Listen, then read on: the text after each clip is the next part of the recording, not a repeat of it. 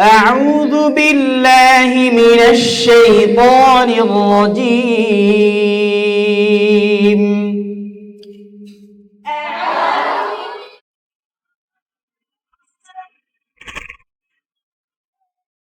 سورة القارعة مكية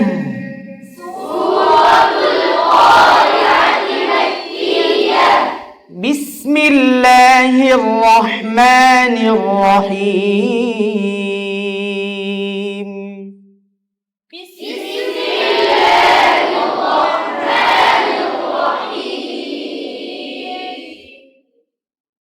القارعة ما القارعة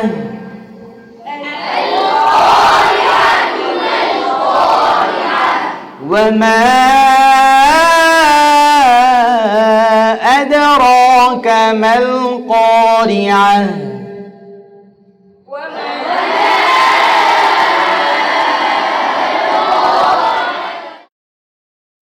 وما أدراك ما القارعة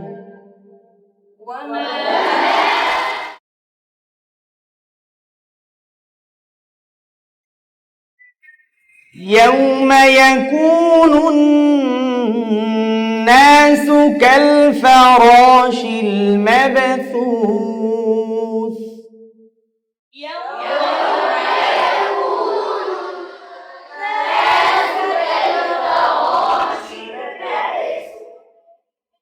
وتكون الجبال كالعهن المنفوش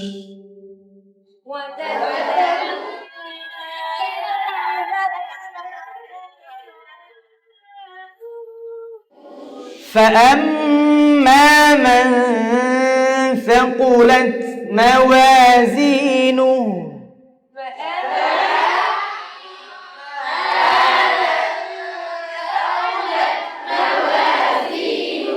فهو في عيشة راضية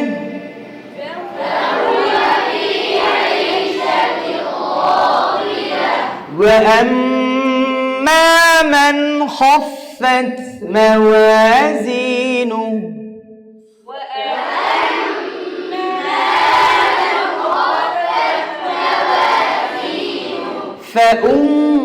فأمه هاوية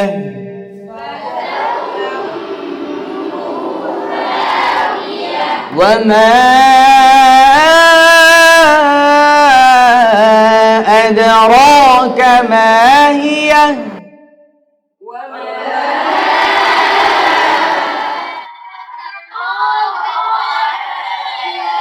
نار حامية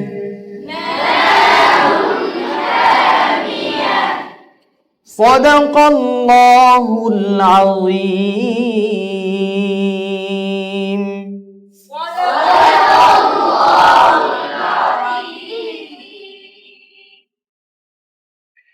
আচ্ছা ছোট বন্ধুরা এখন আমরা সূরাতুল কারিআ শব্দে শব্দে মাশক করব ইনশাআল্লাহ أعوذ بالله من الشيطان الرجيم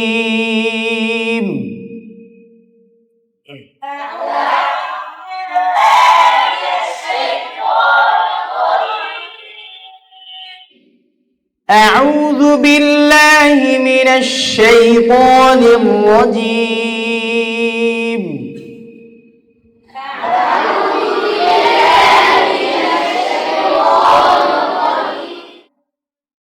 سورة القارعة مكية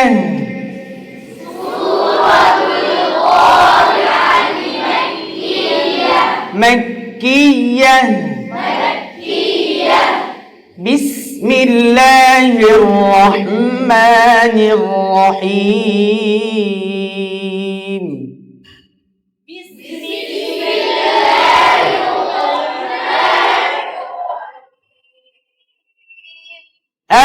القارعة القارعة ما القارعة ما القارعة এই দুই আয়াতকে একসাথে মিলিয়ে পড়বো আমরা এখন القارعة ما القارعة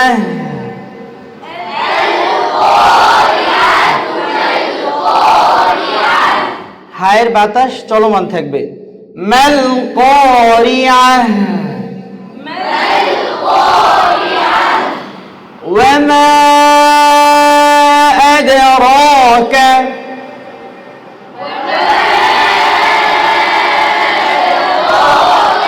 أدراك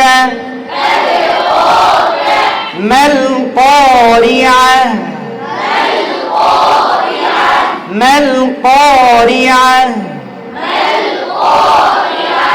وما أدراك ما القارعة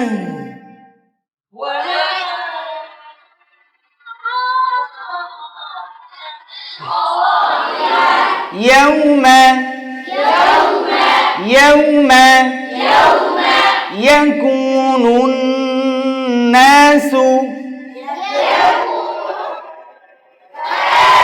يكون الناس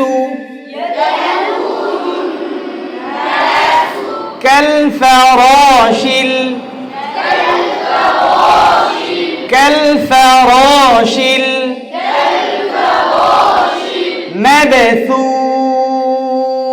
المبثوث كالفراش المبثوث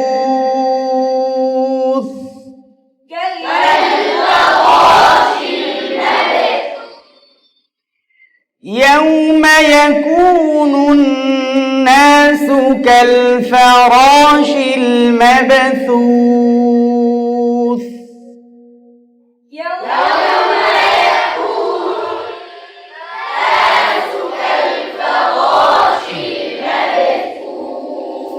وتكون الجبال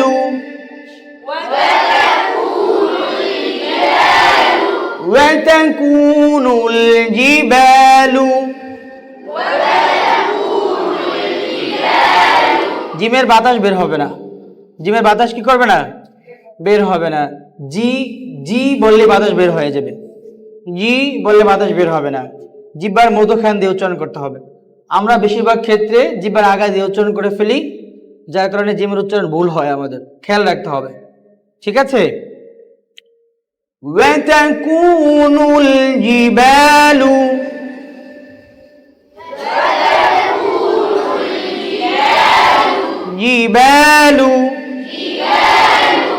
كالعهن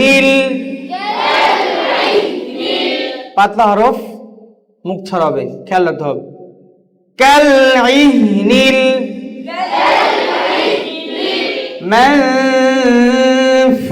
المنفوش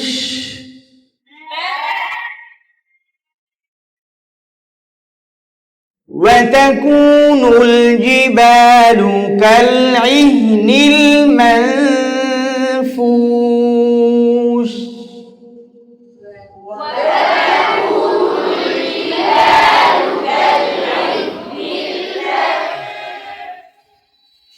فأما من ثقلت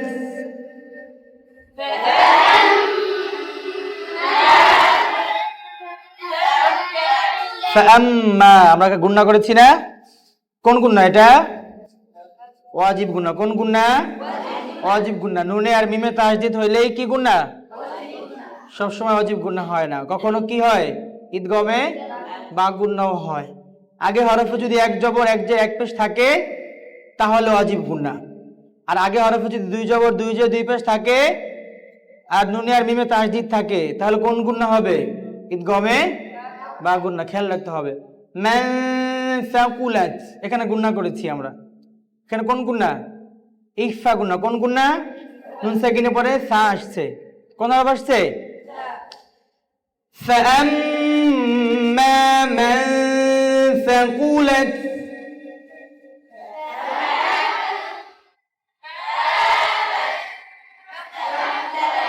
موازينه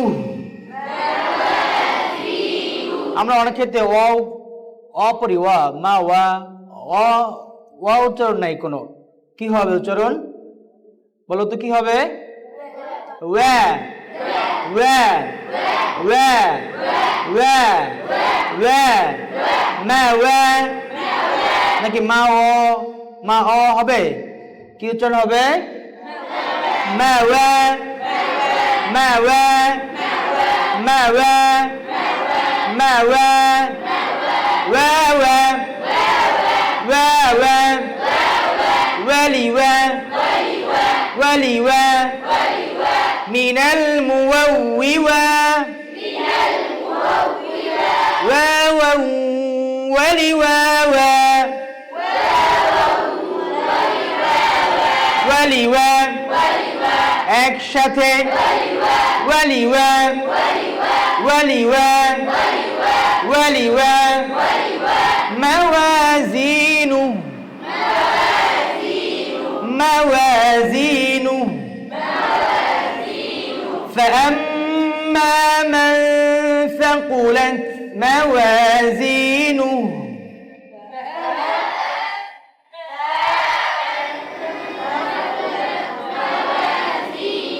فهو একসাথে فهو في আওয়াজ চালু, বাতাস চালু, في عيشة عينا ডাইরেক্ট পড়ে যাবে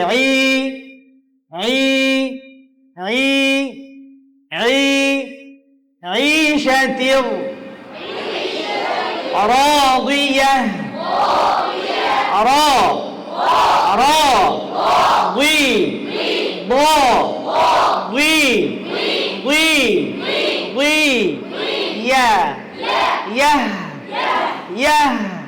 হার বাতাস চলমান راضية في عيشة راضية فهو في عيشة راضية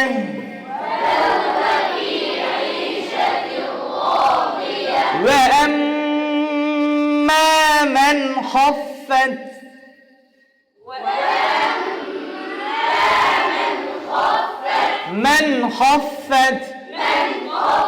আমরা কিন্তু মান গুণা করে না করেছি, নুন সেকেন্ডের পরে খ আসছে, কোন হরফ আসছে? খ। হামজা হা, আইন হা, গাইন খ, কোন হরফ? ইজহার। কোন হরফ? ইজহার। গুন্না হবে না, গুন্না যেটা বলতে হবে, গুন্না স্পষ্ট করে পড়তে হবে। খ খ এরকম না, খ খ খ من خفت موازينه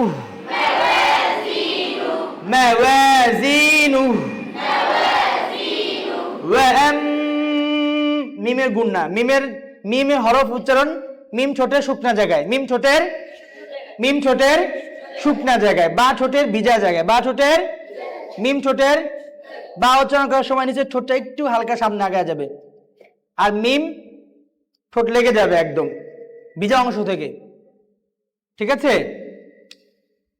وَأَمَّا مَنْ خَفَّتْ مَوَازِينُهُ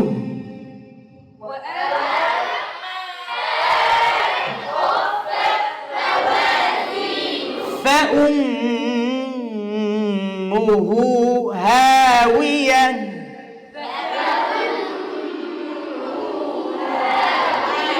তোমাদের পেশ অবস্থা ঠোঁট গোল হয় না কেন?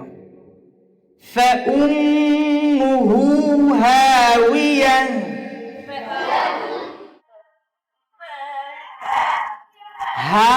হায়ের বাতাস চলমান একদম ভিতর থেকে আসবে উচ্চারণটা, হা হা করে তো মুখ থেকে আসবে,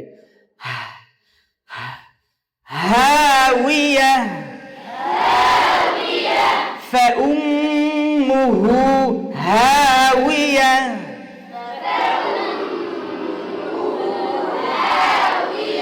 وما أدراك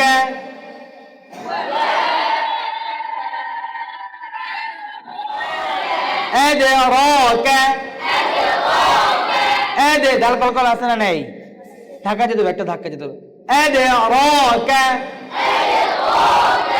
ما هي ما هي نار حامية نار বলেছি গুণনা করেছি তানবিন আসছে তাও কিন্তু গুণনা করি নাই কেন গুণনা হয় নাই নারুন হা হা আসছে হামজা হা আইন হা কিসের হরফ কিসের হরফ ইজহারের হরফ আসলে গুণনা হবে না নারুন হামিয়াহ অনেকে হামিয়াহ কয় আ বললে তো হামজা উচ্চারণ হয়ে যাবে ইয়ার উচ্চারণ করতে হবে একদম সরাই দিতে হবে পাতলা হরফ নারুন হামিয়াহ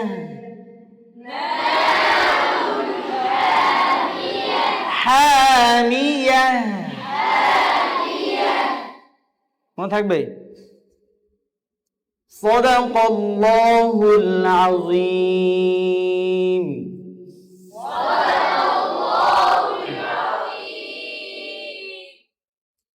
কোরআন শরীফ শুদ্ধ করার পদ্ধতি কয়টি অনেক আগে তোমাদেরকে শিখিয়েছিলাম মনে আছে কয়টি কথা বলে না 6টি কয়টি কয়টি আল মাশক বিসূরাতি হুরুফি হিজা মনে আছে আল মাশক বিসূরাতি হুরুফি হিজা হরফি হিজার মাশক লাগবে হরফের মাশক লাগবে